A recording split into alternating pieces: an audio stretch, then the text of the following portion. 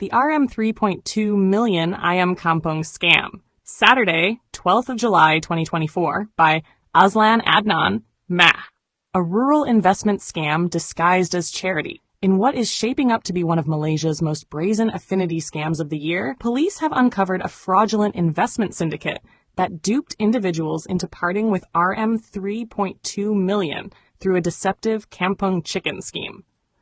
The operation, allegedly run under the guise of a charitable body called Pertubuhan Amal Kita Kinta based in Perak, promised modest yet consistent returns in exchange for investments ostensibly linked to rearing native chickens.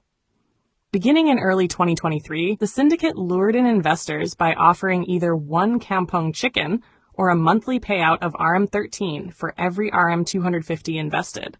This low-barrier, high-appeal scheme appeared plausible to many, particularly those familiar with small-scale poultry ventures and cooperative fundraising. For a while, the group delivered as promised, creating a veneer of credibility. But by September 2023, returns ceased altogether, and suspicion grew. What initially looked like a rural micro-enterprise evolved into a nationwide con. Multiple states, dozens of reports. The scheme's footprint extended beyond Perak to include Selangor, Kuala Lumpur, Malacca, Terengganu, and even Labuan. By mid-2024, more than 85 police reports had been lodged across these states. Victims, many of whom thought they were supporting a charitable or community-based farming initiative, collectively lost an estimated RM3.2 million. Bukit Aman's Commercial Crime Investigation Department led the takedown, which culminated in the arrest of 11 individuals aged between 38 and 56. The suspects included not only directors and agents of the organization, but also volunteers complicit in its operations. All were detained for investigations under Section 420 of the Penal Code for cheating. Lavish assets and frozen accounts. Astonishingly, the scam yielded more than just chickens. Authorities seized a wide range of luxury assets believed to have been purchased with defrauded funds. These included 13 vehicles worth an estimated RM2.9 million, 13 gold chains, 2 gold rings, 20 smartphones, 17 laptops. In a bizarre twist, police also confiscated over 2,000 sheep, raising further questions about the syndicate's true scale and activities. In terms of financial recovery, 34 bank and unit trust accounts totaling RM6.5 million have been frozen under anti-money laundering provisions. A multi-agency task force comprising Bank Negara, the Malaysian Anti-Corruption Commission, SPRM, the Securities Commission, Companies Commission, SSM, the Domestic Trade Ministry, KPDN, and the National Financial Crime Center has been mobilized to support the ongoing investigation. This entire account was reported in detail by Malay Mail in its exclusive coverage on July 12, 2024. Public trust exploited. This case demonstrates how affinity fraud, scams that prey on trust within specific communities, can flourish when cloaked in altruism. Pertubuhan Amal Kita Kinta presented itself as a charitable body, and its narrative resonated with individuals seeking small but meaningful returns from what they thought was a socially responsible investment. That perceived moral legitimacy made it easier for the perpetrators to attract and exploit supporters without immediate suspicion. Police have since warned the public to verify the legitimacy of any investment, especially those presented as charitable ventures. They also emphasized that legitimate charities are registered, audited, and transparent in their financial dealings. The public urged to be wary of organizations promising monthly returns, particularly when these are not backed by tangible, scalable operations. The road ahead. As legal proceedings unfold, attention is turning to the structure of the syndicate, how it operated across multiple states, and how many more victims may remain unreported.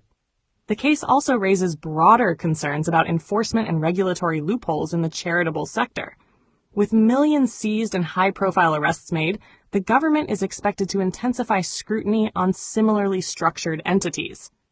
The scam serves as a cautionary tale. Even the simplest, most homespun enterprises, like rearing kampung chickens, can be weaponized for fraud.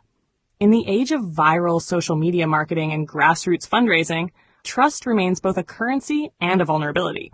As this case proves, trust can be monetized and betrayed with ease, even through chickens.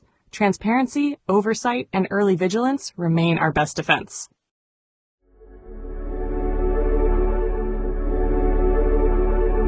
A heartfelt light. To every soul whose hand did give, you've helped me dream, helped me live. In darkest hours your light came through, with hearts so kind, so pure, so true.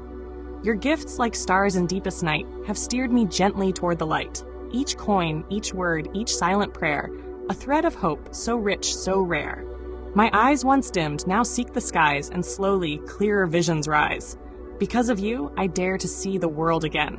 Its grace, its plea.